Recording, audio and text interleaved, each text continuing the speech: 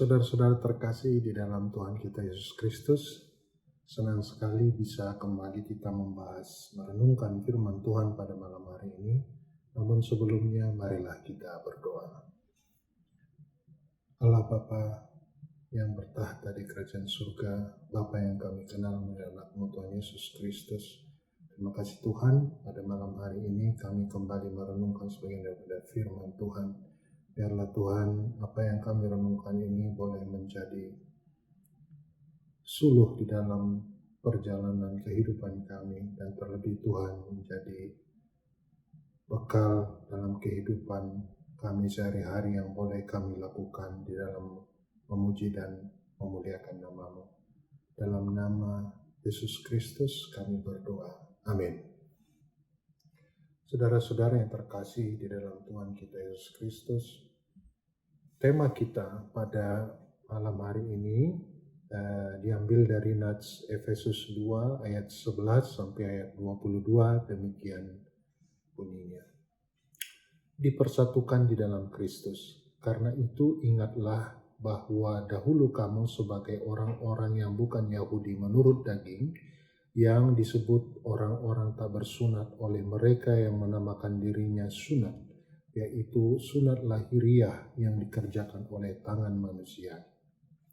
Bahwa waktu itu kamu tanpa Kristus, tidak termasuk kewargaan Israel dan tidak mendapat bagian dalam ketentuan yang dijanjikannya, tanpa pengharapan dan tanpa Allah di dalam dunia. Tetapi sekarang di dalam Kristus Yesus, kamu yang dahulu jauh sudah menjadi dekat oleh darah Kristus. Karena dialah damai sejahtera kita, yang telah mempersatukan kedua pihak dan yang telah merubuhkan tembok pemisah, yaitu perseteruan. Sebab dengan matinya sebagai manusia, ia telah membatalkan hukum Taurat dengan segala perintah dan ketentuannya, untuk menciptakan keduanya menjadi satu manusia baru di dalam dirinya, dan dengan itu mengadakan damai sejahtera. Dan untuk memperdamaikan keduanya di dalam satu tubuh dengan Allah oleh salib, dengan melenyapkan perseteruan pada salib itu. Ia datang dan memberikan damai sejahtera kepada kamu yang jauh, dan damai sejahtera kepada mereka yang dekat. Karena oleh Dia kita kedua pihak dalam satu roh beroleh jalan masuk kepada Bapa. Demikianlah kamu bukan lagi orang asing dan pendatang, melainkan kawan sewarga dari orang-orang kudus dan orang-orang keluarga Allah, yang dibangun di atas dasar para rasul dan para nabi, dengan Kristus Yesus sebagai batu penjuru. Di dalam Dia tumbuh seluruh bangunan, rapi tersusun menjadi bait Allah yang kudus di dalamnya. Di dalam Dia kamu juga turut dibangunkan menjadi tempat kediaman Allah di dalam Roh. Demikian firman Tuhan. Saudara-saudara, renungan malam hari ini diberi judul "Jadikan Perbedaan Menjadi Kekuatan". Dalam benak orang-orang Yahudi zaman itu tentu tertanam sebuah konsep bahwa mereka adalah umat yang kudus, umat pilihan Allah, sehingga sulit bagi mereka untuk menerima orang luar, dalam hal ini non-Yahudi, untuk masuk ke dalam komunitas mereka. Bahkan mereka menganggap najis untuk masuk ke dalam rumah orang-orang non-Yahudi. Kalaupun orang Yahudi bersedia menerima orang non-Yahudi, tentu dengan syarat harus mau mengikuti tata cara Yahudi seperti sunat dan hukum-hukum lainnya. Konsep pemahaman seperti ini telah menimbulkan persoalan dalam gereja, sebab anggota jemaat di Efesus terdiri dari bukan saja orang-orang Yahudi, melainkan juga orang-orang non-Yahudi. Selain menimbulkan kebingungan, hal ini juga telah memunculkan perselisihan di antara mereka. Itulah sebabnya dalam surat-suratnya, Rasul Paulus perlu membahas tentang persatuan orang Yahudi dan non-Yahudi. Salah satu surat Paulus yang menekankan hal ini adalah surat untuk jemaat di Efesus ini. Salah satu pesan sentral dari surat ini adalah bahwa Kristus telah melakukan rekonsiliasi antara jemaat Yahudi dan non-Yahudi ke dalam satu tubuh melalui karyanya di kayu salib. Adanya dinding pemisah antara orang Yahudi dan orang non-Yahudi yang mereka sebut orang tidak bersunat, yang sebenarnya adalah sunat lahiriah, namun artinya terlalu dibesar-besarkan oleh orang Yahudi. Penjelasan Paulus dalam ayat 11 menunjukkan bahwa ia tidak mementingkan sunat lahiriah. Yang ia pentingkan adalah sunat hati, yaitu bahwa orang-orang non-Yahudi itu memang bukan termasuk dari kewargaan Israel, yang menurut orang Yahudi tidak mendapat ketentuan yang dijanjikan oleh Allah. Akan tetapi, dinding pemisah antara orang non-Yahudi atau orang kafir dengan Allah, Paulus menyebutkan bahwa orang kafir sebagai tanpa Kristus, tanpa pengharapan, atau tanpa Allah di dalam ayat 12. Memang tanpa Kristus itu sama dengan tanpa Allah. Dan karena itu jelas adalah bahwa tanpa pengharapan. Paulus juga mengatakan bahwa orang kafir dari Allah pada ayat 13 dan 17, sedangkan orang Yahudi disebut orang yang dekat. Istilah jauh dan dekat sering digunakan dalam perjanjian lama mengenai orang-orang Yahudi dan non-Yahudi. Israel disebut dekat karena Tuhan memberikan hukum-hukumnya kepada mereka. Dekat dalam ayat ini berbeda dengan dekat dalam ayat 17 tadi. Sekalipun Israel disebut dekat, tetapi tetap ada dinding pemisah antara mereka dengan Allah. Kita masih ingat kisah tabir pemisah antara ruang suci dan ruang maha suci di bait Allah. Orang non-Yahudi mempunyai dinding pemisah yang lebih tebal lagi, dan karena itu mereka disebut jauh. Paulus menyuruh mereka untuk mengingat keadaan mereka yang dahulu, di ayat 11 sampai ayat 12. Ini penting supaya mereka tetap rendah hati dan tetap ingat akan kasih Allah kepada mereka. Lalu apa yang dilakukan oleh Tuhan kita, Yesus, akan hal itu? Paulus menjelaskan bagaimana Allah telah mendekatkan mereka dengannya dan menjadikan mereka satu umat.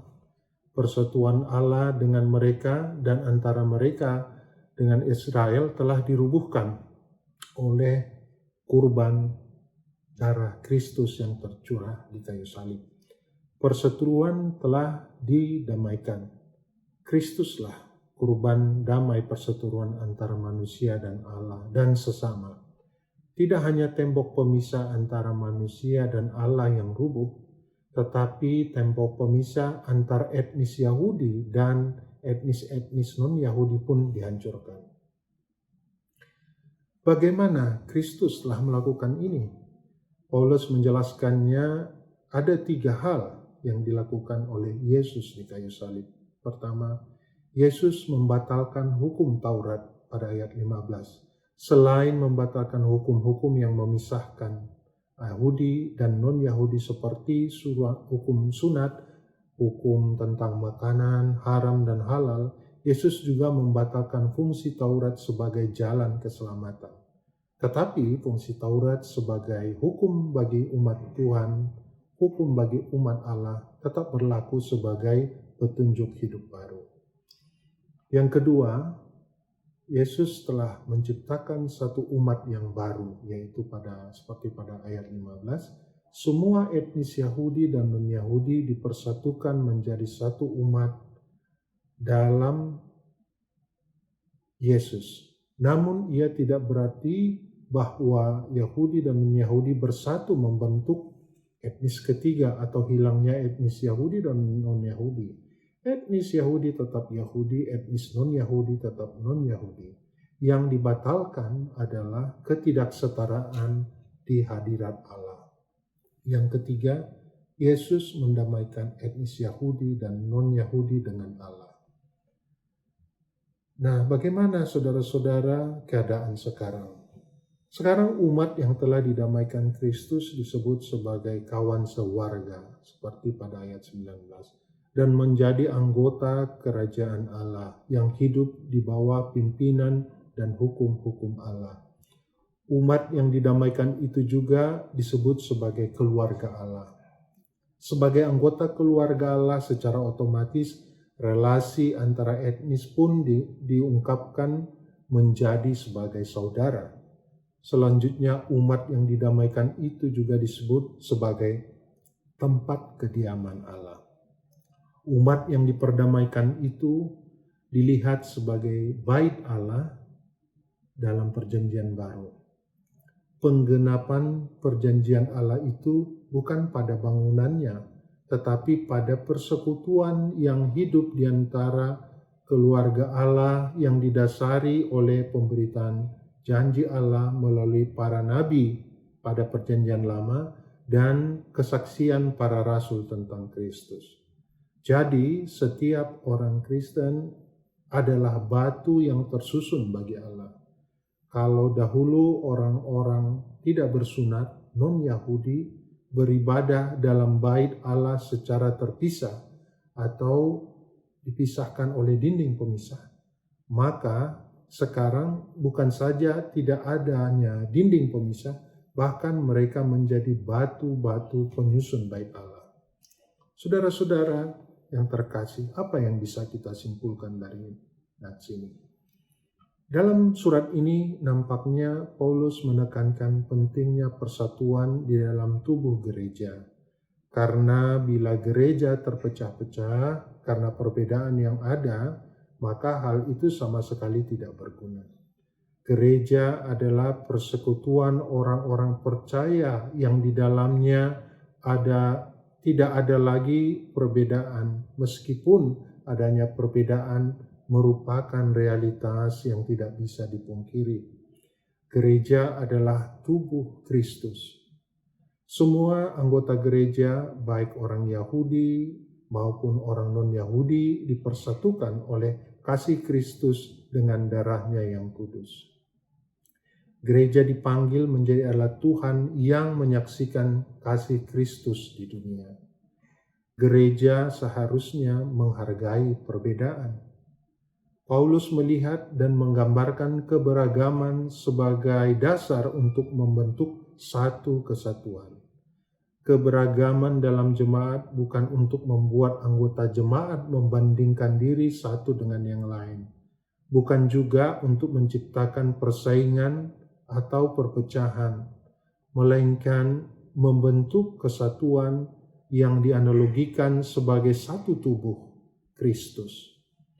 Tugas gereja yaitu bersekutu, bersaksi, dan melayani akan semakin bertumbuh dan berkembang jika seluruh umat Kristen tidak mempersoalkan perbedaan-perbedaan yang ada, namun memaknai perbedaan itu sebagai suatu kekuatan yang sangat berguna bagi orang lain. Dan pada akhirnya, gereja yang sejati adalah gereja yang meletakkan Kristus sebagai batu penjuru, penopang yang membuat bangunan tersebut dapat berdiri kokoh. Jika Kristus di kayu salib mati untuk memperdamaikan bukan hanya antara manusia dengan Allah, tetapi antara manusia dengan sesamanya, mengapakah kita mau memisahkannya kembali? Jangan karena kita berbeda suku, berbeda bahasa, berbeda ras, berbeda budaya, bahkan hanya karena berbeda denominasi gereja, menganggap diri yang paling baik dan benar di hadapan Tuhan, sementara yang lain tidak benar. Janganlah kita ciptakan tembok pemisah lagi, karena itu sudah dilenyapkan di kayu salib. Jika kita membangun kembali tembok pemisah di dalam gereja, itu sama saja menghina pengorbanan Kristus. Oleh karena itu, sebagai judul perikop malam hari ini, marilah kita jadikan perbedaan itu menjadi kekuatan yang saling melengkapi. Amin. Mari kita berdoa. Terima kasih Tuhan atas renungan pada malam hari ini yang boleh kami renungkan, yang boleh menyadarkan kami Tuhan bahwa begitu banyak perbedaan yang kami hadapi, yang kami temui sehari-hari di dalam pelayanan kami sebagai pelayan-pelayan Tuhan, sebagai warga jemaat, di mana perbedaan itu Tuhan sebagai sesuatu yang selalu kami temui di dalam kehidupan kami, terutama dalam kehidupan gerejawi. Biarlah Tuhan melalui nats ini kami boleh diingatkan bahwa perbedaan-perbedaan yang ada itu adalah sesuatu yang boleh kami jadikan sebagai penguat dan saling melengkapi. Terpujilah Tuhan, di dalam nama Yesus Kristus kami berdoa. Amin.